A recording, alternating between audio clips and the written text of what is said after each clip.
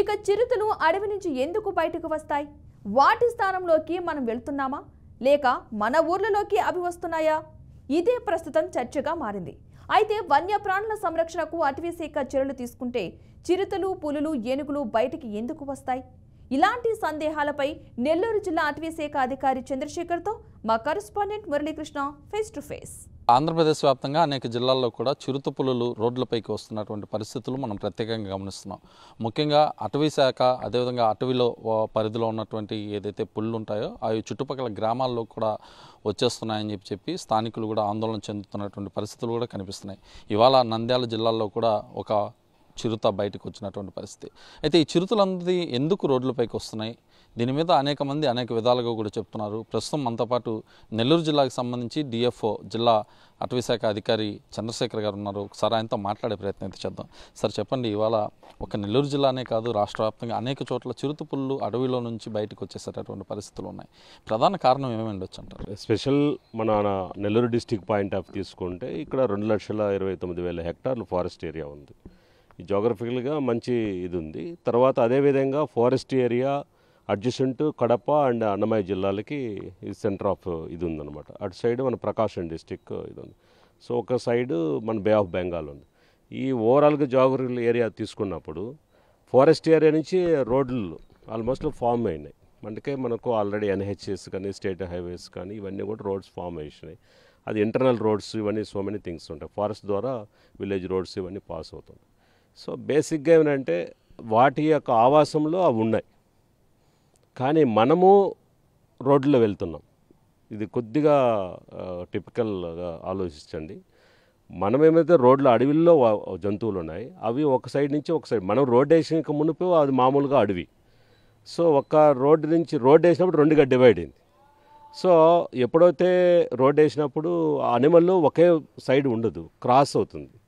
Cross అయినప్పుడు ఇమీడియట్గా vehicles ఏదైనా వచ్చినప్పుడు స్పీడ్గా దీనికి యాక్సిడెంట్ స్కోప్ ఉంటుంది. ఎస్పెషల్లీ అది నైట్ అని కాదు, డే అని కాదు. మూమెంట్ అనిమల్స్ ఎక్కువగా నైట్ టైం ఉంటుంది. అవి రాత్రి సంచార జీవులు కొన్ని ఉంటాయి, డే సంచారం అంటే పగలు కొన్ని తిరుగుతూ ఉంటాయి. ఈ సిస్టంలో ఉన్నప్పుడు క్రాస్ అయినప్పుడు అనిమల్ యాక్సిడెంట్ అయ్యేదానికి అవకాశాలు ఉంటుంది. సో బేసిక్గా నెల్లూరు డిస్టిక్ పాయింట్ ఆఫ్ తీసుకుంటే మాత్రం మనకు ఎన్హెచ్ఎస్ ఉన్నాయి. కడప రూట్ నుంచి వచ్చి నెల్లూరుకి ఎంటర్ అయ్యే విధంగా, అదేవిధంగా విజయవాడ నుంచి టువర్డ్స్ చెన్నై వెళ్ళినప్పుడు మనకు హైవేస్ ఉన్నాయి. అదేవిధంగా మనకు బేసిక్గా తిరుపతి డిస్టిక్ ఇవన్నీ కూడా బార్డర్లో అన్నీ కూడా సెంటర్లో ఉంటాయి. ఈ ఫారెస్ట్ ఏరియా నుంచి అనిమల్ ఇంకొక ఫారెస్ట్ పక్క ఉన్న ఫారెస్ట్కి క్రాస్ అయ్యేప్పుడు మాత్రం ఈ యాక్సిడెంట్ స్కోప్ ఉంటుంది. That is one thing. రెండవ విధానం అంటే పొలాల దగ్గర అవకాశం ఏంటంటే రైతు పొలాలు అంటే హెర్బివర్స్, కార్నివర్స్ రెండు రకాలు ఉంటాయి. వేసవి కాలంలో వాటర్కి అనేది ఒక స్కోప్ ఉంటుంది. రెండోది వచ్చి ఆహారం కొరకు ఇది ఉంటుంది. పచ్చగా రైతు పొలాలు అడవి పక్కనే రైతు సోదరులు పంట పొలాలు వేసినప్పుడు అట్రాక్ట్ అవుతుంది. అండ్ ఎందుకంటే డ్రై సీజన్లో ఈ పక్క అంతా అడవిలో డ్రై అయిపోతుంది. సీజన్ మే అంటే ఆల్మోస్ట్ ఆకులు రాలే ప్రదేశం కాబట్టి టైం కాబట్టి అవన్నీ అయినప్పుడు రైతులు వేసిన పంట పచ్చగా ఉన్నప్పుడు దూరం నుండి డిస్టెన్స్ చూసినప్పుడు ఆటోమేటిక్గా అట్రాక్ట్ అవుతుంది. దట్ ఈస్ అందువల్ల క్రాస్ అయ్యి ఇట్లా వచ్చేదనుకోండి, అక్కడ మీకు స్కోప్ ఉంది. అదేవిధంగా వాటర్ మెయిన్ సోర్స్. వేసవి కాలంలో వాటర్ అనేది వచ్చినప్పుడు వాటర్ కోసం క్రాస్ విలేజెస్ రోడ్స్లో కానీ హైవేస్ ఒక్క ప్రదేశం నుంచి ఇంకో చాలా డిస్టెన్స్ కూడా కొన్ని ఇది అవుతాయి. సో ఈ విధంగా అనిమల్స్ ఇంకొక మెయిన్గా అంటే there is a sanctuary areas, తర్వాత మామూలు ఫారెస్ట్ రిజర్వ్ ఫారెస్ట్ ఏరియాస్ ఇవన్నీ కూడా డిక్లేర్ చేసి మనం పెట్టామండి. ఇప్పుడు మేజర్గా అనిమల్ అనేది ఎందుకు వస్తుంది అనేది మీరు క్వశ్చన్కి these are the main reason. మనం డెవలప్మెంట్తో పాటు మన అటవీ సంరక్షణ, జంతు సంరక్షణ, వన్యప్రాణి సంరక్షణ ఇవన్నీ చేసుకున్నప్పుడు దానికి పటిష్టమైన చర్యలు తీసుకోవాలి. ఆ చర్యలు ఏమిటంటే ఒకటి వచ్చి first mind set of the public. మనం అడవిలోకి ఎంటర్ అవుతున్నాం అన్నప్పుడు జాగ్రత్తగా మనమే ఫిక్స్ చేసుకో, ఒకరు చెప్పాల్సిన అంత ఇదేం లేదు. ఇప్పుడు అంతా ఆల్మోస్ట్ ఆల్ ఆర్ మన యొక్క లిటరసీ పర్సంటేజ్. అంటే మీరు ఒక జిల్లా అటవీ శాఖ అధికారిగా చెప్పేదానికంటే కూడా ఇప్పటి వరకు అనేక జిల్లాల్లో పనిచేస్తుంటారు, ఆంధ్రప్రదేశ్ వ్యాప్తంగా అనేక చోట్ల చూస్తుంటారు. ఇవాళ తీసుకుంటే నెల్లూరు అనే కాదు, తిరుపతి అని కాదు, నంద్యాలని కాదు, అనేక జిల్లాల్లో కూడా పులులు రోడ్లపైకి వచ్చేటటువంటి పరిస్థితులు కూడా కనిపిస్తున్నాయి. ఈ క్రమంలో వన్యప్రాణుల సంరక్షణకి ఎలాంటి చర్యలు తీసుకుంటే బాగుంటుందంట?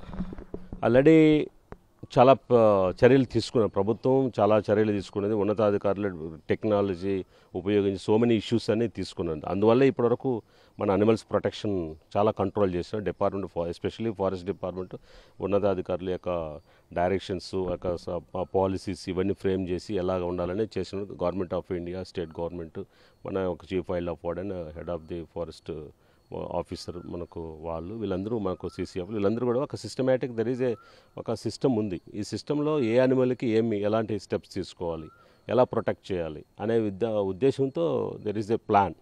అకార్డింగ్ దట్ ఆ ప్లాన్ ప్రకారం మనం చేస్తాం. దాంట్లో ముఖ్యంగా ఫస్ట్ 3 థింగ్స్ ఉంటాయి. వన్ ఈజ్ మెయిన్గా వచ్చి దానికి హ్యాబిటేషన్ ఇంప్రూవ్మెంట్. అంటే అక్కడ ఆ జంతువు యొక్క ఇప్పుడు ఉన్న ప్రదేశంలో ఎటువంటి ఫారెస్ట్ ఉంది, ఆ ప్రదేశంలో దానికి ఆహారం ఎలాగుంది, నీటి వసతి ఎలాగ ఉంది, దానికి మొత్తం టోటల్ ఎలాగ ఉంది అనే మొత్తం స్టడీ చేస్తారు. దాన్ని హ్యాబిటేషన్. ఒకవేళ అక్కడ లేకపోతే ఏం చేస్తామనంటే హ్యాబిటేషన్ ప్యాచర్ డెవలప్మెంట్, అంటే మన గడ్డి భూములన్నీ కొంచెం పెంచి చేయటము, లేదా పలా వృక్షాలు అవన్నీ ప్లాంటేషన్స్లో అవన్నీ రైజ్ చేసి అక్కడ మనం ప్లాంటేషన్ రైజ్ చేయటం. ఈ విధంగా ప్రొటెక్షన్స్ దానికి అంటే హ్యాబిటేషన్ ఇంప్రూవ్మెంట్. అదేవిధంగా అడవిలో అగ్ని ప్రమాదాలు జరిగినప్పుడు ఏ విధమైన ఇది ఉంటుంది. మెయిన్గా అంటే ఈ వేసవికాలం వచ్చినప్పుడు ఆటోమేటిక్గా అగ్ని ప్రమాదం వల్ల అడవిలో కొంతమంది స్వార్థం కోసం అడవిలో అగ్గిపెట్టినప్పుడు పశువుల కాపర్లు ఎస్పెషల్లీ పచ్చి గడ్డి వస్తుందనే ఉద్దేశంతో జస్ట్ అగ్గిపెట్టేస్తే ఒక 1 మంత్కి మళ్ళీ బోధ ఇవన్నీ వస్తాయనే ఉద్దేశంతో వాళ్ళు అగ్గిపెడతారు. వాటిని కంట్రోల్ చేసి శాటిలైట్ సిస్టమ్తో అవి ఒక పెద్ద యజ్ఞం చేసి ఆ హర్నిషలు స్టాఫ్ కష్టపడి రాత్రింబవళ్ళు, సైనికులు ఎంత కష్టపడి వితౌట్ వెపన్తో అగ్గితో పోరాడాలి. అట్లా రాత్రింబవళ్ళు కష్టపడేసి మొత్తం ఎంటైర్ టీమ్ అప్ టు మా గ్రౌండ్ లెవెల్ టు పీసీఎఫ్ వరకు ఆల్మోస్ట్ అన్ని ఆఫీసర్స్ అంతా కాన్సన్ట్రేట్ చేస్తాం. ఆ 3 months మార్చి నుంచి మొదలైతే అట్లీస్ట్ కొన్ని ఏరియాలో ఫిబ్రవరి నుంచి స్టార్ట్ అయిపోతుంది. మే, జూన్, జూలై ఈ 3 months మనకు ఎక్కువ కాన్సన్ట్రేట్ చేసి అవన్నీ కంట్రోల్ చేస్తాం. ఈ ఫారెస్ట్ ఫైర్స్ జరిగినప్పుడు అనిమల్స్ మూవ్ అయ్యేదానికి స్కోప్ ఎక్కువ ఉంటుంది. అంటే అగ్గి వస్తుంటే అనిమల్ అక్కడ ఉండదు, డైవర్షన్ అవుతుంది. అప్పుడు రోడ్ క్రాస్ చేసేదానికి కూడా లేదు, విలేజ్ సైడ్ వచ్చేదానికి పంట పొలాల సైడ్ నుంచి వస్తుంది. అంటే మీరు చెప్పేదాన్ని బట్టి ప్రధానంగా ఏదైతే చిరుతపుల్లనే కాదు, ఇప్పుడు ఒక అడవిలో కొన్ని ప్రాణులు ఉన్నప్పుడు, ఏదైతే జంతువులకు సంబంధించి ఉన్నప్పుడు ఖచ్చితంగా కూడా అటవీ శాఖకి సంబంధించినటువంటి అధికారులు కొన్ని చర్యలు తీసుకోవాల్సి ఉంటుంది. ఏదైతే వాటర్ పెట్టడం కానీ, ప్రధానంగా ఈ పులులకు సంబంధించి, సింహాలకు సంబంధించి కొన్ని ఉప్పు పెడతారు అనే ఒక ప్రచారం ఏదైతే అది జరుగుతుంటుంది. ఇలాంటివన్నీ మన జిల్లాకి సంబంధించినటువంటి అడవుల్లో పూర్తిగా ఉన్నాయి. సో మనం అదే మీకు చెప్పాం కదా, హెర్బివోర్స్ అంటే హ్యాబిటేషన్ ఇంప్రూవ్మెంట్ అనేది ఒకటి ఉంటుందండి. హ్యాబిటేషన్ ఇంప్రూవ్మెంట్లో మెయిన్గా దాని ఫుడ్ ఒకటి మనము తీసినప్పుడు డెవలప్ ఆహారంకే వర్నైజ్, అదేవిధంగా దాని రక్షణ అనేది ఒక విధంగా తీసుకుంటాం. తర్వాత దానికి మీరు మినరల్స్, సాల్ట్ లిక్స్ అనేసి మనం అక్కడ చెట్లకి మనము పెట్టిన తర్వాత దాని మినరల్స్ అవన్నీ చేసుకునేది అది ఫారెస్ట్లో మనం అన్నీ ఎక్కడ రిక్వైర్మెంట్ అవన్నీ కూడా చేస్తాం. మెయిన్గా వాటర్ అనే దానికోసం ఇప్పుడు నెల్లూరు డిస్టిక్లో పాయింట్ ఆఫ్ సాసర్ పిట్స్ అనేది ఒకటి తీస్తాము. అది ఒక చిన్న పాండ్ లాగా స్మాల్ ఇదంటే ఆర్టిఫిషియల్ చేసి అవి నీళ్ళు ఎప్పుడు సిమెంట్తో సెట్ చేసి పెడతాం, నీళ్ళు నిల్వ ఉండే విధంగా. దాంట్లో చిన్న జంతువులు కూడా వచ్చి, పెద్ద జంతువులు, చిన్న జంతువులు అన్నీ కూడా మనకు నీటిని తీసుకునేదానికి అవకాశం విధంగా అవి ఇప్పుడు ఓవరాల్గా ఇప్పటివరకు నెల్లూరు డిస్టిక్లో 1800 ఉన్నాయి. సో మ్యాక్సిమం ఉన్నాయన్నమాట. అదేవిధంగా చిన్న చిన్న చెరువులు ఉన్నాయి, వాటిలో పూడికలు కొన్ని ఇచ్చేసి అడవిలోనే చెరువులు ఉన్నాయి, బావులు ఉన్నాయి, దిగుడు బావులు టైప్లోనే ఉన్నాయి. ఎస్పెషల్లీ ఉదయగిరి అండ్ ఆత్మకూరు, రాపూర్లో చిన్న చిన్న దిగుడు బావులు. నెక్స్ట్ చిన్న చిన్న చెలములు అంటారు, అంటే మనం మామూలుగా నీళ్లు ఊట బావుల్లాగా చిన్న చిన్న చెలము అటు తీసి చేసినప్పుడు వాటర్ ఇది అవుతుంది. మనకు ఎస్పెషల్లీ ఇక్కడ నెల్లూరు డిస్టిక్ వాటర్ ప్రాబ్లం అనేది చాలా తక్కువ ఉంటుంది. ఎందుకంటే పెన్నా రివర్లో వాటర్ ఆల్మోస్ట్ పెరీనియల్ టైప్లో యాక్చువల్గా కొన్ని లొకేషన్స్లో ఎప్పుడు ఉంటాయి. అదేవిధంగా రిజర్వాయర్స్ ఉన్నాయి, మన కండలేరు అండ్ సోమశిల డ్యాము ఇట్లా ఉన్నాయి మేజర్గా. సో ఇక్కడ నెల్లూరు డిస్టిక్ పాయింట్లో వాటర్ పాయింట్ ఆఫ్ వ్యూ అంతా ఇదేం లేదు, బట్ ఉన్న దాంట్లో చిన్న చెక్ డ్యామ్స్ మా దగ్గర ఉన్న వాటిలో అవన్నీ కూడా వాటర్ బాడీస్ అన్నీ కూడా ఇంప్రూవ్ చేసిన దానివల్ల రైతు పొలాల్లోకి రాకుండా మ్యాక్సిమం చేస్తున్నాం. అదేవిధంగా ఈసారి అసలు పూర్తిగా జీరో అయింది. ఎక్కడ కానీ ఒక ఇన్సిడెంట్ కూడా లేదు. ఒక్క ఇన్సిడెంట్ కూడా నెల్లూరు డిస్టిక్లో అటువంటి రైతు పొలాల్లోకి వచ్చి చేసినట్టు మా నోటీసులు కూడా రాలేదు. సో అదేవిధంగా మనము రైతులకి మెయిన్గా అంటే దీంట్లో ఫస్ట్ అసలు వన్యప్రాణులు అంటే ఏంటి, వాటి యొక్క ఉపయోగాలు ఏంటి, అవి ఉంటే ఏంటి, వాటిని చూసి మనం ఎందుకు భయపడుతున్నాం, ఇవన్నీ కూడా మనసులో తొలుస్తూ ఉంటాం. కాబట్టి ఫస్ట్ వన్యప్రాణి అనేది లేకపోతే జీవరాశి అంతమైపోతుంది. అంటే చివరిగా చెప్పండి, ప్రధానంగా చిరుత పులులు అనే విషయానికి వస్తే చిరుతలు లేకపోతే అటవీకే నష్టం, మానవ మనుగడికే నష్టం అనేది ఇటు మీరు చెప్తుంటారు, ప్రత్యేకించి ఫారెస్ట్ వాళ్ళు. ఏంది ప్రధానంగా ఈ జిల్లాలో ఎన్ని పుళ్ళు ఉన్నాయి, వాటి రక్షణకి ఎలాంటి చర్యలు తీసుకున్నారు? సో ఈ జిల్లాలో ఇప్పుడు చిరుత పులులు, పెద్ద పులులు ఉన్నాయి. ఇప్పుడు గర్వకారణం మన నెల్లూరు జిల్లాకి గర్వకారణమైన విషయం అండి. ఆల్రెడీ లాస్ట్ సెప్టెంబర్ ఒక అనిమల్ మనకు టైగర్ వచ్చింది. ఇప్పుడు ఈ జస్ట్ మొన్న జరిగిన మీరు ఆల్రెడీ నోటీస్ అది కూడా ఉంది, చక్కగా చాలా హెల్తీగా మంచిగా ఉందనమండి. వీటిలో పెద్ద పులి, చిరుత పులి అంటే మాంసాహార జంతువులు లేకపోతే శాకాహార జంతువుల యొక్క ఉత్పత్తి ఎక్కువ పెరిగిపోతుంది. ఎప్పుడైతే శాకాహార జంతువులు ఎక్కువ ఇదవుతుంది, అడవికి ఏదైతే చిన్న చిన్న మొక్కలు ఇవన్నీ కూడా మళ్ళీ సీడ్ జర్మినేషన్ వాటి వచ్చి చిన్న చిన్న మొక్కలు అయితే మళ్ళీ ఇదవుతుందో అంటే ఫారెస్ట్ రీజనరేషన్, వాటి చిన్న శాప్లింగ్స్ పైన ఎక్కువ డ్యామేజ్ చేస్తుంది. మనం ఎక్కడైనా పశువులు మేతకి వెళ్ళినా కానీ ఒక ఏరియా ఒక ఏకర్ ఆఫ్ ల్యాండ్ తీసుకున్నామంటే అంతా మొత్తం ఒక 100 ఆవులు వదిలితే ఒక 1 hour 2 hours మొత్తం క్లోజ్ చేస్తాయి. సేమ్ అదేవిధంగా హెర్బివోర్స్ అంటే శాకాహార జంతువులు ఎక్కువ పెరిగితే అడవికి కూడా కొంచెం ఇది ఉంటుంది. దాన్ని కంట్రోల్ చేసే మెకానిజం ఫుడ్ చైన్లో మాంసాహార జంతువులు ఉంటాయి. సో ఇట్ ఈస్ అంతా కూడా బ్యాలెన్స్లాగా ఉండాలి. శాకాహార జంతువులు పెరిగిపోయి మాంసాహార జంతువులు తగ్గిపోతే ఆటోమేటిక్గా డ్యామేజ్ ఉంటుంది. కాబట్టి శాకాహార జంతువులు ఉండాల్సిందే, మాంసాహార జంతువులు ఉండాల్సిందే. చిన్న చీము మొదలుకొని తేనెటీగ వరకు అన్నీ, పెద్ద పులి వరకు అన్నీ ఎప్పుడైతే సమపాలనలో ఈక్వల్ మనకు ఎప్పుడైతే ఉంటుందో అప్పుడు మంచి ఫారెస్ట్గా ఉంటుంది, ప్రజలకి బాగుంది, జీవావరణకి మంచిగా ఉంది. అదర్వైజ్ ఏ ఇష్యూ కానీ పెరిగితే మాత్రం అది ఇన్బ్యాలెన్స్ అయినప్పుడు దాని యొక్క పర్యవసనాలు అనుభవించాల్సి వస్తుంది. This are the my side. ఇక్కడ నెల్లూరు డిస్టిక్లో స్పెషల్గా మనం రోడ్డు యాక్సిడెంట్లు జరగకుండా ఉండేదానికి ఏం చర్యలు తీసుకున్నామంటే ఇప్పుడు మేము డిస్టిక్ అంటే కలెక్టర్ గారి యొక్క ఆధ్వర్యంలో అన్ని డిపార్ట్మెంట్ యొక్క అంటే ఏ department, agriculture department, sericulture department, అదేవిధంగా road transport department, all marine, మనకు నాట్ ఓన్లీ ఫారెస్ట్ అంటే ఇక్కడే కాదు, మెరైన్ ఫారెస్ట్రీ మనకు ఉంది. అంటే సముద్రంలో ఉండే జీవరాశులు, చేపలు, షార్కు, నెక్స్ట్ డాల్ఫిన్స్, ఇవన్నీ ఉన్న సముద్ర సంపద, వాటికి మత్స్య అంటే చేపలు కూడా ఉన్నాయి. ఇవన్నీ కూడా వాటిని కూడా సంరక్షించే బాధ్యత అంటే కోస్టల్ బెల్ట్ 127 kilometers మనకు ఉంది. అవన్నీ మత్స్యకారుల సోదరులకు అందరికి కూడా ఈ టైం అంటే ఆలివ్ రిడ్లీ, టర్టిల్ ఇవన్నీ ఉంటాయన్నమాట. వాటిని ఎట్లా సంరక్షించాలి, ఏ చేపని మనం తీసుకోవచ్చు, ఏది తీసుకోకూడదని వాళ్ళకి అవగాహన సదస్సులో మనం కల్పించడం. వాళ్ళు కూడా దే ఆర్ వెరీ హ్యాపీ. వాళ్ళకు ఆ టైంలో ఇప్పుడు ప్రొడక్షన్ ఇచ్చేసే టైంలో బ్యాన్ చేస్తుంటారు, అంటే వేటకు వెళ్ళరు. సో అవన్నీ అలా చేసుకుంటాం. ఏది సముద్ర సపరేట్ ప్లాన్ అది. అదేవిధంగా అడవికి వచ్చినప్పుడు ఇప్పుడు మనం చెప్పిన చర్యలు అనేది తీసుకుంటాం, ప్రజలకి అవగాహన కల్పిస్తున్నాం. మెయిన్ మాకు 280 విలేజెస్, ఫ్రింజ్ విలేజెస్ ఉన్నాయి టోటల్. ఈ 280 విలేజెస్లో ప్రతి విలేజ్లో కూడా ఫారెస్ట్ డిపార్ట్మెంట్ స్టాఫ్, నేను అందరూ కూడా అవగాహన కల్పించిన తర్వాత వాళ్ళకి ఏంది అడవిలో చిరుతపుల్లు ఉండే వల్ల లాభాలు ఏంటి, మనకు స్నేహితుడు అది యాక్చువల్గా చెప్పాలంటే చిరుతపులులు మనకు స్నేహితుడు. అడవిలో ఇప్పుడు అడవి పందులు ఎక్కువ పెరిగిపోయినాయి, అడవి జింకలు ఎక్కువ పెరిగిపోయినాయి. రైతు సోదరులు పంటలు వేసినప్పుడు దాని మీద దాడి అవి మొత్తం తినేస్తాయి. అప్పుడు ఎన్ని మనం చేస్తాం? సో దట్ దాన్ని కంట్రోల్ చేసేది ఏది? చిరుతపులి. ఆ చిరుతపులి లేకపోతే ఇవి ఎక్కువ పెరిగిపోయి రైస్ మొత్తం పంట అంతా నష్టం అవుతుంది. సో దాన్ని కంట్రోల్ చేసేదానికోసం ఇది బ్యాలెన్స్ చేస్తూ ఉంటుంది. సో అది స్నేహితుడు ఎవరికి, రైతుకి. అది మనకు తెలియదు కదా, సో భయపడతారు. వాటిని ఎప్పుడో లేదు ఇది మీకు ఉపయోగపడుతుంది రైతులకు ఎప్పుడైతే మనం చెప్పామో they are very happy. Yes కరెక్టే సార్ మీరు చెప్పింది అనేసి వాళ్ళు మంచిగా హ్యాపీగా ఫీల్ అయ్యారు. సో సెకండ్ అదేవిధంగా ఇప్పుడు టైగర్ ఇట్ ఈస్ డిగ్నిటీగా, చాలా డిగ్నిటీగా ఉంటుంది.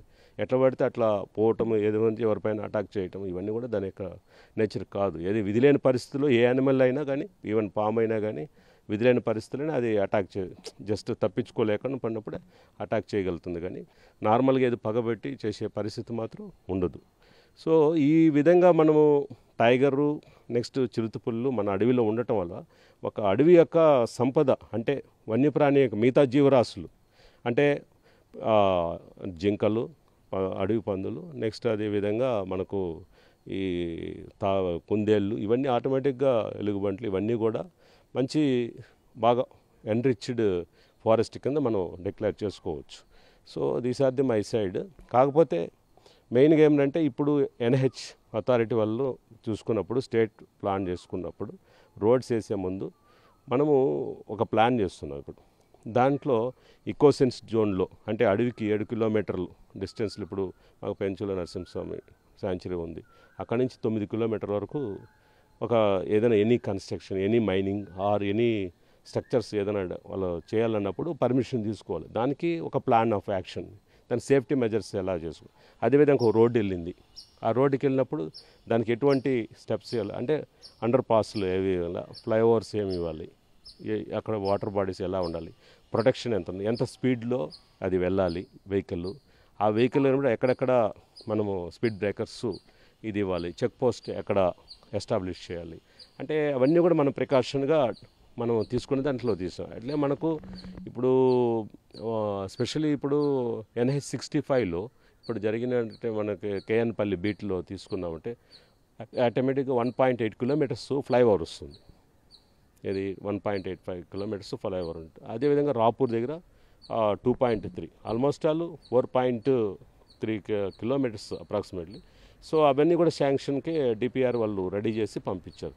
అది నియర్ అబౌట్ 430 crores ఇది just for wild life protection point of view government of India తీసుకున్నది. మా head of the department all officers ఒక ప్లాన్ చేసి ఇచ్చేసినప్పటికీ ఈ ప్రాసెస్లో ఫైల్ రన్ అవుతుంది. అంటే వాళ్ళు మనం యాక్షన్ ప్లాన్ ఏ విధంగా ఉండాలని ఇస్తే దానికి వాళ్ళు అగ్రి అయినారు. అది వాళ్ళు ఇంకా DPR అవన్నీ ఇస్తే చేస్తారు. సో దీంట్లో ముఖ్యంగా అడవి జంతువులు సంరక్షణ అనేది చాలా ఇంపార్టెంట్ అండి. మానవ జీవితం మానవుడు మనుగడ ఉండాలంటే ఫస్ట్ అభివృద్ధి అని చూస్తున్నాం. అభివృద్ధితో పాటు మనం ఏం చేయాలంటే ఖచ్చితంగా ప్రకృతిని కాపాడాలి.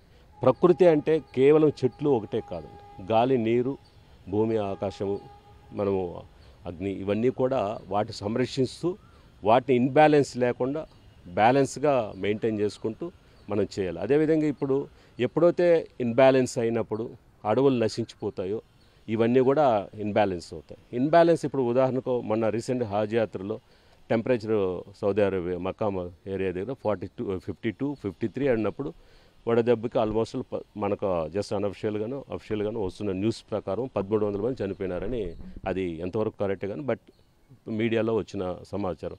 అది మన రీసెంట్గా ఢిల్లీలో 51, 52, 53 క్రాస్ అయింది. అక్కడ ఎంత ఇదయింది. సో దట్ మన దగ్గర 41, 42, 43 నుంచి 50 వరకు వచ్చేసాం. ఇప్పుడు మేల్కోకపోతే మనం చాలా మానవ జాతికి చాలా ఎఫెక్ట్ అవుతుంది. మనం డెవలప్మెంట్కి ఎంత డెవలప్మెంట్ చేస్తామో అంత దాంతోపాటు పర్యావరణం కూడా కాపాడుకోవాలి. దాంట్లో స్పెషల్లీ బయోడైవర్సిటీ కన్జర్వేషన్.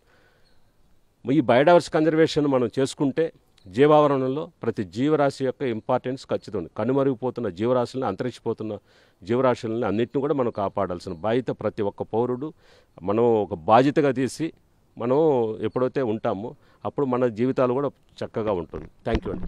మొత్తం మీద తీసుకుంటే ఏదైతే చిరుతపులులకు సంబంధించి ప్రధానంగా నెల్లూరు జిల్లానే కాదు రాష్ట్ర వ్యాప్తంగా అనేక చోట్ల కూడా రోడ్లపైకి వస్తున్నటువంటి క్రమంలో అడవుల్లో అభివృద్ధి పేరుతో వేసేటటువంటి రోడ్ల వల్ల కొన్ని ఇబ్బందులు అయితే ఉన్నాయి. ఖచ్చితంగా ఈ పులులు అనేది రోడ్డుపైకి వచ్చి ప్రమాదాలకి పడాల్సిన పరిస్థితి ఏర్పడుతుంది. మరోవైపు అడవి ప్రాంతాల్లో ఏదైతే అటవీ శాఖ ఆధ్వర్యంలో ఇటు వాటర్ ఫెసిలిటీస్ అదేవిధంగా వాటికి కావాల్సినటువంటి మినరల్స్ అన్నీ కూడా ఏర్పాటు చేస్తున్నప్పటికీ వేసవి కాలంలో ఎక్కువగా కూడా ఇవి బయటకు వస్తున్నాయి. వీటి సంరక్షణకు ఆంధ్రప్రదేశ్ అటవీ శాఖ పూర్తి స్థాయిలో ముందుకు వెళ్తుందని చెప్పి అటవీ శాఖ అధికారులు కూడా చెప్తున్న పరిస్థితి అయితే ప్రస్తుతం కనిపిస్తుంది. వీడియో జర్నలిస్ట్ జోషితో కలిసి మురళీకృష్ణ, BRK న్యూస్, నెల్లూరు జిల్లా.